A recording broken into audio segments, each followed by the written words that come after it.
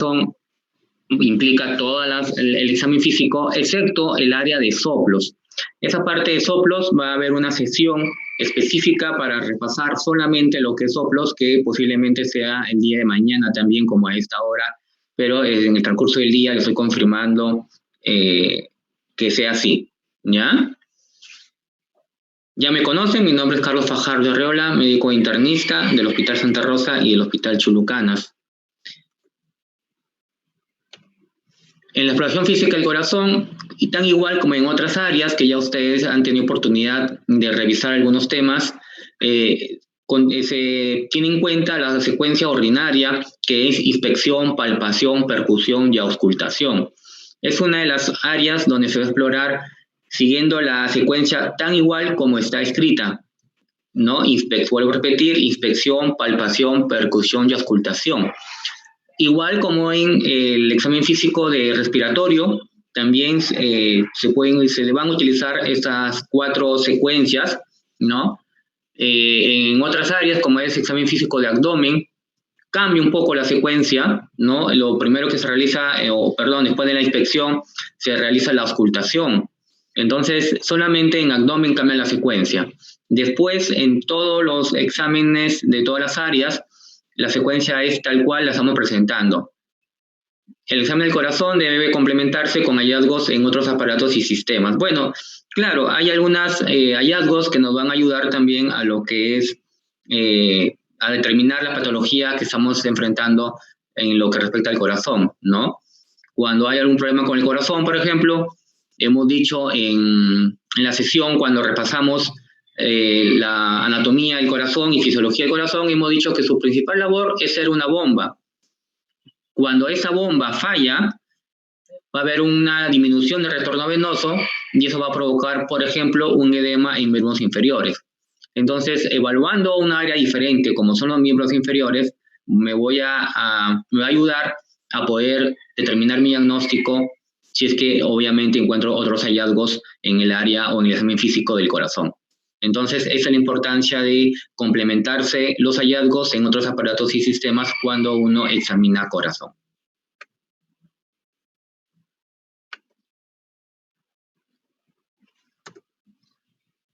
A ver, siguen ingresando y ahí me distraen un poco. Muy bien. Tomando como base el Argente, que es uno de los libros que forman parte de su bibliografía, el Argente junta la inspección y palpación en una sola etapa del examen, ¿no? Otros libros lo hacen por separado, pero en este caso vamos a tomar en cuenta la recomendación que nos hace el Argente, que podemos unir inspección y palpación. En la parte de inspección y palpación vamos a evaluar la conformación y simetría de la caja torácica, la constitución del paciente. Es decir, si la caja simétrica, que normalmente tiene una forma como un rectángulo, ¿no? Si mantiene esa forma, y si es simétrica, si no hay alguna deformación, algún abombamiento, ¿no? O alguna parte que nos indique que no es igual, digamos, el emitoras derecho con el emitoras izquierdo. Entonces, en eso consiste en evaluar si hay una simetría de la caja torácica. Eso puede ser consecuencia de alguna tumoración, puede ser consecuencia de repente de alguna fractura de las costillas, que vamos a tener una asimetría, ¿no? Y la constitución del paciente también nos permite evaluar. Localizar límites teóricos de la región precordial. Importante de saber cuáles son los límites de la región precordial. Va desde el segundo espacio intercostal derecho, 1 centímetro por fuera del borde external, la articulación condroesternal del quinto cartílago derecho, el quinto espacio intercostal izquierdo a 7-8 centímetros de la línea media y el segundo espacio intercostal a nivel del borde external.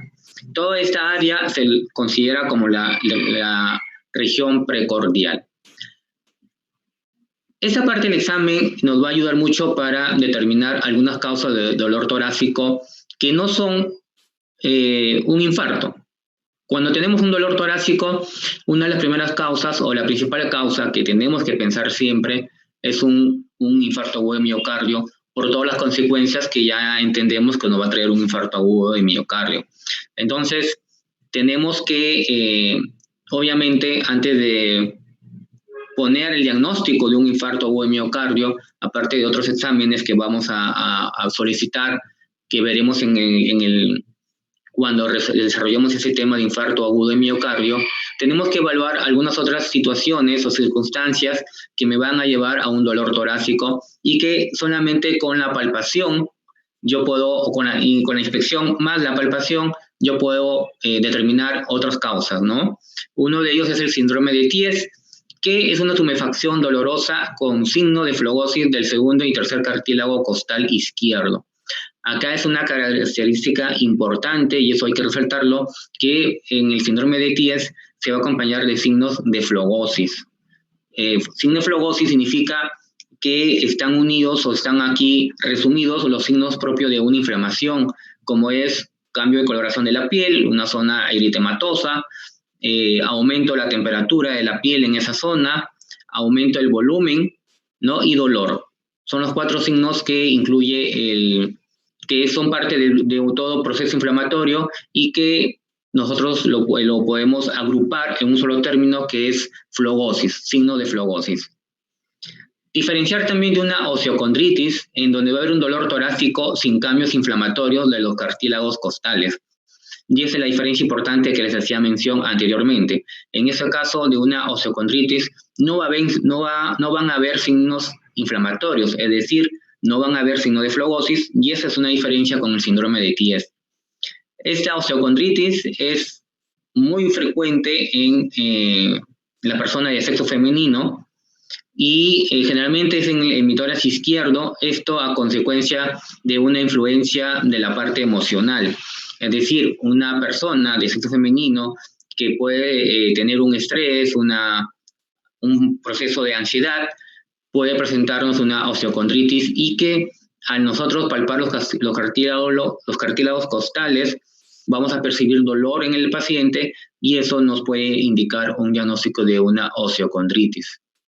También podemos estar frente a una fibrositis, que esto constituye una contractura dolorosa de ambos músculos pectorales, tanto el mayor como el menor, del lado izquierdo. A diferencia de la osteocondritis, la fibrositis es más frecuente en varones, y también es asociado a una contracción muscular y obviamente a una situación de tensión o de estrés.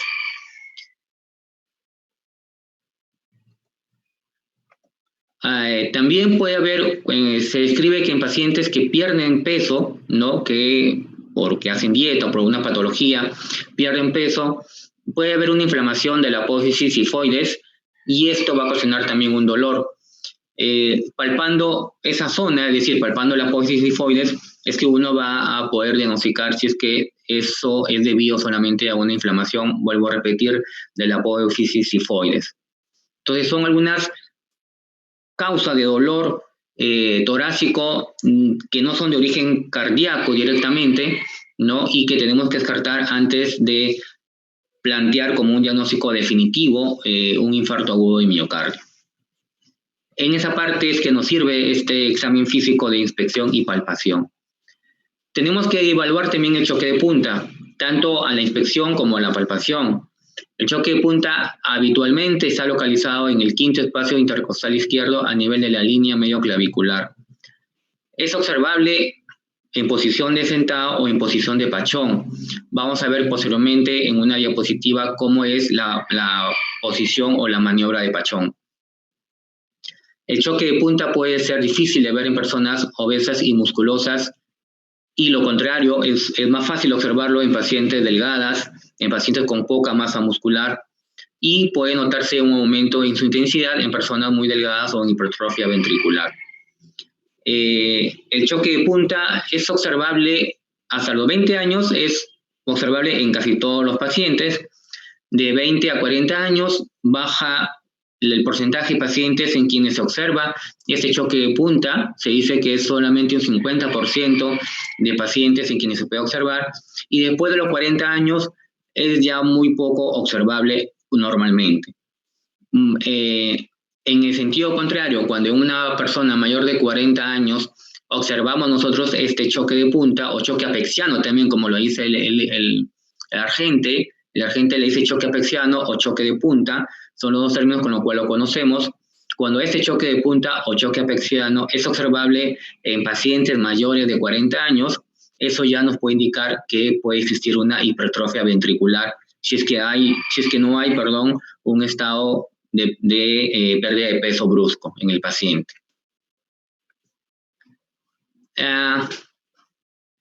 El Seidel nos muestra cómo debe ser la palpación de un paciente, ¿no?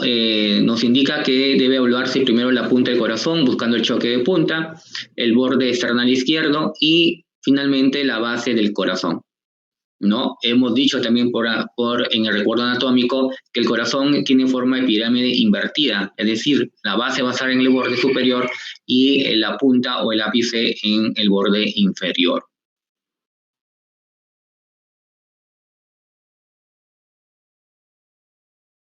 Apical, ¿no? Cuando nos referimos a la zona apical o zona del ápex, es en el quinto espacio intercostal izquierdo, línea media clavicular izquierda. El paciente sentado, colocamos nuestra mano en esa localización ya determinada y sin soltar la mano del tórax del paciente, le pedimos al paciente que adopte la posición de decúbito lateral izquierdo.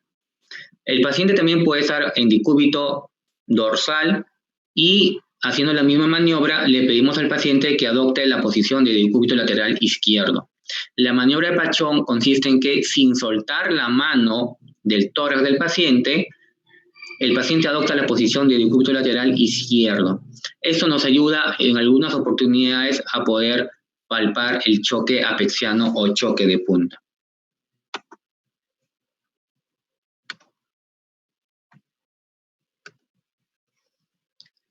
En el choque de punta, ¿qué tenemos que considerar? Tenemos que tomar en cuenta las siguientes características, como es localización, tenemos que describir dónde está localizado, la intensidad, la extensión, el ritmo y el momento. Buscar el punto de mayor intensidad del choque de punta para notar alteraciones en cuanto a localización. Hay que determinar si este choque de punta está en su posición normal o si está desviado hacia la izquierda o hacia la derecha, o también podría estar hacia arriba o hacia abajo. Y la intensidad, si es que es de mayor intensidad o de menor intensidad. Tenemos que considerar que cuando hay un aumento de intensidad puede haber un aumento de la intensidad en casos, ya lo hemos mencionado, de una hipertrofia ventricular izquierdo, que en una situación máxima o extrema se puede palpar como un choque en cúpula de Brad o en bola de billar. Choque en cúpula de Brad o bola de billar. Esta forma de palparlo se puede observar en una hipertrofia ventricular izquierda. En cuanto a la duración, puede tener una duración prolongada sostenido cuando ocupa gran parte de la sístole en una estenosis aórtica. Es decir, en una estenosis aórtica, ya tengan en cuenta ese dato, en una estenosis aórtica vamos a encontrar el choque de punta con una duración prolongada y sostenido. A diferencia de una insuficiencia mitral, donde esta duración del choque de punta va a estar disminuida.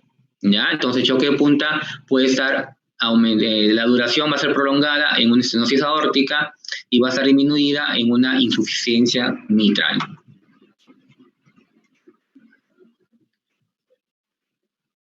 En cuanto a las vibraciones valvulares, las vibraciones valvulares o frémito, me parece que eso es frémito, estamos hablando ya de una expresión palpatoria de los ruidos cardíacos normales y anormales.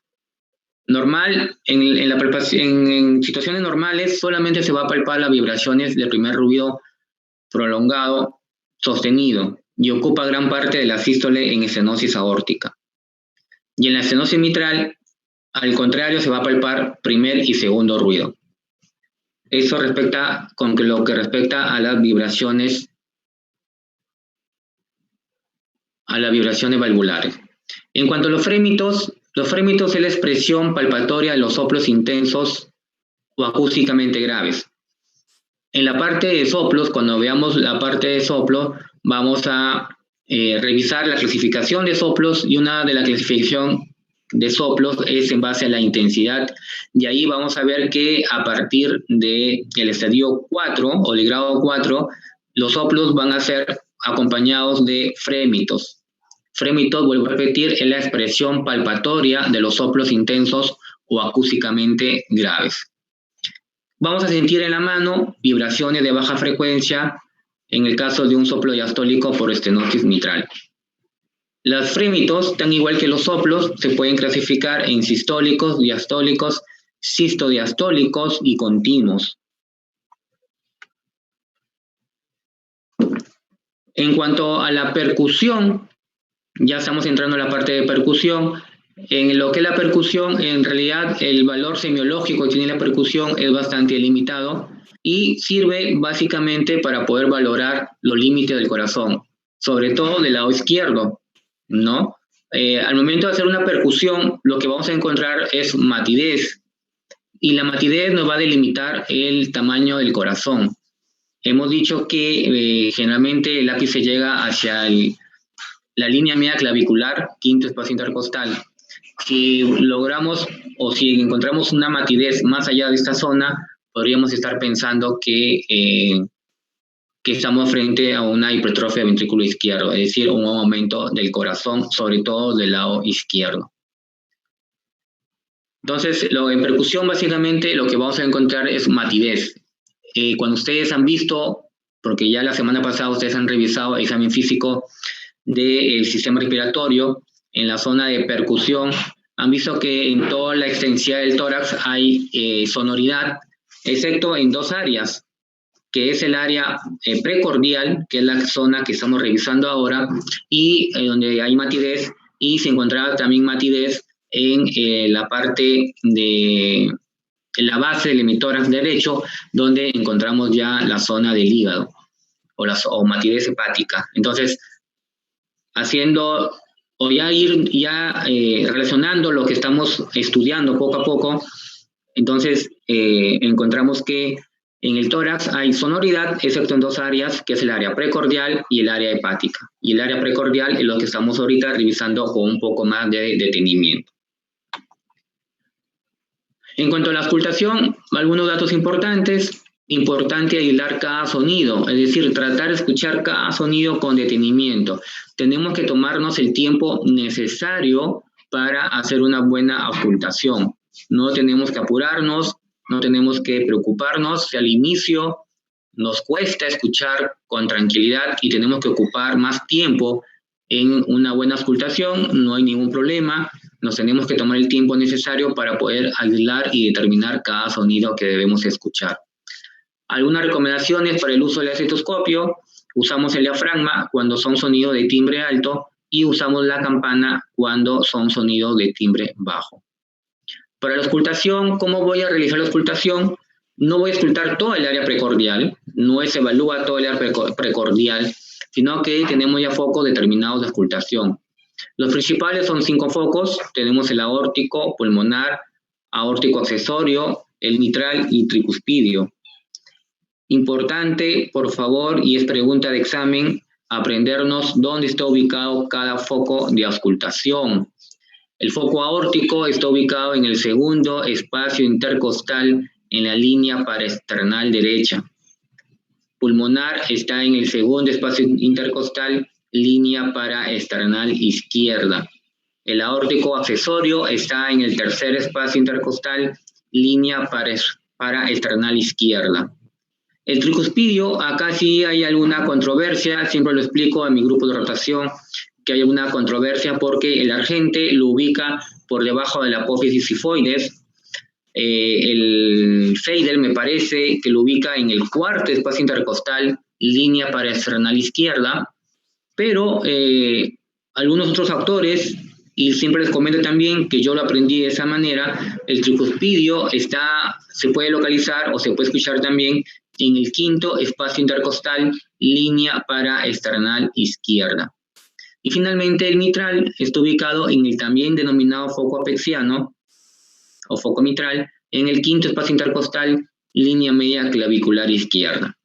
Cuando en el examen o cuando en la sesión práctica yo les pregunte, por ejemplo, dónde está o dónde se localiza el foco mitral, me tienen que decir de la forma en que yo lo estoy expresando, es decir, en forma de coordenada, ¿no? Acuérdense ustedes su matemática, las coordenadas, ¿no? X, Y.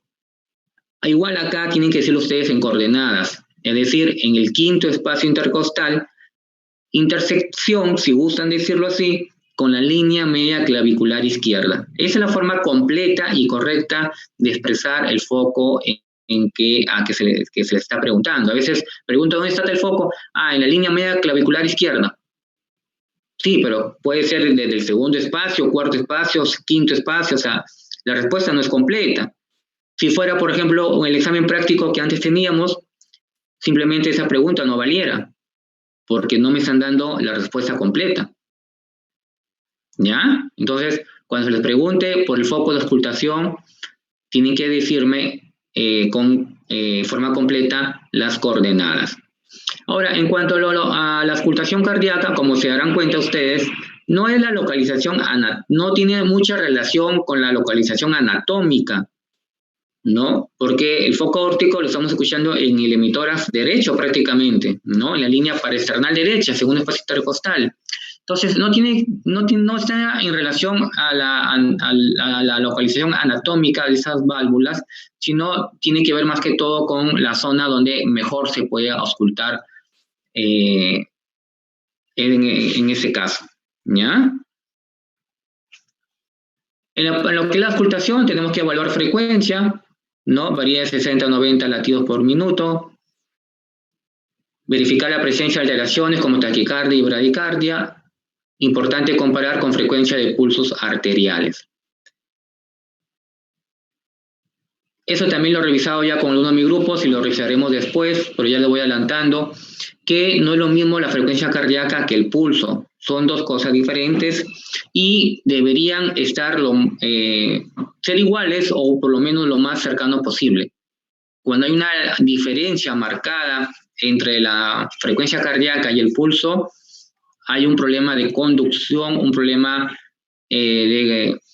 podríamos decir, de una fibrilación auricular, que más o menos lo hemos conversado un poquito, yo ya se lo mencioné cuando revisamos la parte de fisiología y del sistema de conducción cardíaco, ¿no? Entonces, cuando tenemos esta situación que la frecuencia cardíaca no coincide con el pulso, entonces podemos plantear como posibilidad diagnóstica una fibrilación auricular.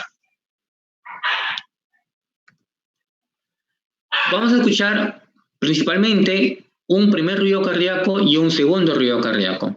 El primer ruido cardíaco, cuya onomatopeya es loop, está causado por el cierre de válvulas mitral y tricuspidia al comienzo de la sístole ventricular y se va a escuchar mejor en la punta del corazón, es decir, en el foco mitral. El mejor foco para escuchar los sonidos es el foco mitral.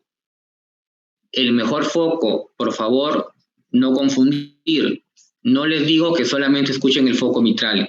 Tienen que escuchar los 5 focos auscultatorios. Pero el mejor foco para escuchar los sonidos cardíacos es el foco mitral. Para los ruidos cardíacos, no para todos los soplos, por favor, presten atención. Solamente para los ruidos cardíacos el mejor foco es el mitral o apexiano. El segundo ruido cardíaco, cuya onomatopeya es DUP, está causado por el cierre de la válvula pulmonar y aórtica al final de la sístole ventricular y se ausculta mejor en el borde esternal izquierdo. Tiene un mayor volumen y es más agudo que S1, o sea que LUP, ¿no es cierto? Es más intenso el segundo ruido. Por eso es que si ustedes hacen en forma continuada la onomatopeya LUP-DUP, se van a dar cuenta que el segundo ruido es más intenso, ¿no? Al hacerlo ustedes, a repetir esta palabra LUP-DUP, ustedes se van a recordar fácilmente que el segundo ruido es siempre más intenso que el primero. Tenemos también algunos otros ruidos. Tenemos, por ejemplo, un tercer ruido cardíaco. Es un sonido de tono grave al comienzo de la diástole que se ausculta mejor con la campana en la punta. Ese tercer ruido coincide con un llenado ventricular rápido inmediatamente después de que se abran las válvulas auriculoventriculares y desde el punto de vista de la onomatopeya se va a escuchar después del segundo ruido, es decir, un lup, dup, dum. Es un hallazgo normal en niños, adultos, jóvenes y durante el embarazo. Nuevamente, tan igual como en choque apexiano, que lo recordamos, igual acá tenemos que recordar que hasta personas jóvenes, más o menos hasta los 20 años, se va a escuchar con bastante facilidad un tercer ruido. Después es difícil escucharlo y cuando después de los 40 años hay un incremento, se asocia un incremento de la distintibilidad o una distintibilidad ventricular disminuida, cuando hay una hipertrofia del ventrículo izquierdo y una disminución de la distensión del ventrículo, se va a decir que ya se considera un tercer ruido patológico. Es decir, el tercer ruido cardíaco es fisiológico hasta los 20 años y después de los 40 años se puede considerar que es patológico si es que está asociado, vuelvo a repetir, a una hipertrofia del ventrículo izquierdo y a una disminución en la distensión del ventrículo izquierdo. Es decir, todo esto nos puede hacer pensar cuando hay una presencia de un tercer ruido y esas características ya mencionadas, les vuelvo a repetir, una disminución de la distensión del ventrículo izquierdo y un aumento del tamaño del ventrículo izquierdo, nos puede estar asociando un poco a una insuficiencia cardíaca. El cuarto ruido es menos habitual su presencia, es blando y de tono grave y se escucha mejor con la campana del estetoscopio. Aparece inmediatamente antes del primer ruido, lo cual desde el punto de vista onomatopéyico va a escucharse como un da lup dup. ¿Ya? Así, da lup dup. Este cuarto ruido se considera siempre patológico y está causado por una potente contracción de la aurícula contra un ventrículo no distendido o un ventrículo rígido. Igual, en una falla cardíaca podría encontrarse un cuarto ruido. Pero está descrito el cuarto ruido, pero es un poquito más difícil de poderlo auscultar. Tiene que tenerse buena práctica en auscultar los ruidos cardíacos, como estoy seguro que ustedes la van a desarrollar. Algunas situaciones importantes, ¿no? Al momento de auscultar los ruidos cardíacos, podemos encontrar un desdoblamiento de los ruidos cardíacos. ¿A qué se refiere? Se perciben dos fenómenos sonoros en el mismo ruido cardíaco sin un real silencio intermedio, ¿no? Es decir, su misma palabra lo dice, desdoblamiento, como que un ruido cardíaco se va a escuchar en dos partes. El doblamiento del primer ruido es raro y se va a deber a un bloqueo completo de la rama derecha del haz de His. Y el doblamiento del segundo ruido es fisiológico durante la inspiración. El desdoblamiento paradójico del segundo ruido se produce en la expiración y se atenúa o desaparece en la inspiración. ¿A qué se puede ver este desdoblamiento paradójico del segundo ruido? Como causas eléctricas tenemos un bloqueo de la rama izquierda o un síndrome de Wolff-Parkinson-White, mientras que como causas mecánicas tenemos una estenosis aórtica severa, un conducto arterioso persistente o una hipertensión arterial grave. Esas son las causas de un desdoblamiento paradójico del segundo ruido. También podemos escuchar un reforzamiento de los ruidos cardíacos. Un reforzamiento no es más que un aumento de la intensidad, básicamente. Entonces, la intensidad del primer ruido está aumentada en algunos estados hipercinéticos, como el esfuerzo, hipertiroidismo o una fístula auriculoventricular, ¿no es cierto? Si ahorita cualquiera de nosotros hace un ejercicio, hace un esfuerzo, va a encontrarse un aumento de la intensidad del primer ruido, ¿no? Y muchas veces lo podemos percibir nosotros, sin necesidad de escucharlo con un estetoscopio. Eso es normal que esté aumentado por el esfuerzo. ¿En qué otros casos va a estar aumentada la intensidad del primer ruido? En una estenosis mitral o tricuspidia y una hipertensión arterial severa. Por otra parte, la intensidad del segundo ruido va a estar aumentada en una hipertensión arterial, en una hipertensión pulmonar, en una ateromatosis y en una dilatación aórtica. ¿Y en qué caso va a haber una atenuación de los ruidos cardíacos? Es decir, va a haber una disminución de los ruidos cardíacos, vamos a escucharlos con una menor intensidad. Puede ser en un enfisema pulmonar, en un neumotórax, en personas con obesidad, y nos tiene que orientar también, o es una parte del examen físico que nos orienta a la presencia de un derrame pericárdico masivo o de una pericarditis constrictiva. ¿Ya? Entonces, cuando escuchamos unos ruidos cardíacos disminuidos o atenuados, tenemos que pensar en estas situaciones. Vuelvo a repetirles, enfisema pulmonar, neumotórax, en una obesidad o un derrame pericárdico masivo o pericarditis constrictivas. Tengan muy en cuenta lo último que les menciono, el derrame pericárdico o la pericarditis constrictiva. Al momento de la auscultación también vamos a escuchar algunos ruidos agregados que es importante recordarlos porque después lo vamos a relacionar mucho con la parte de soplos. Tenemos los clics. ¿Qué es un clic? El clic aórtico, en este caso un clic aórtico, es una vibración chasqueante, breve y de alta frecuencia y que recuerda a un timbre metálico. Por eso el nombre de clics, le pusieron ese nombre de clic porque por la onomatopeya del sonido que se escuchaba, ¿no? Un timbre metálico.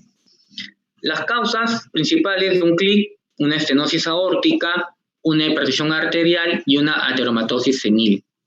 Este clic aórtico se va a percibir mejor en el foco apexiano y no es modificable con la respiración.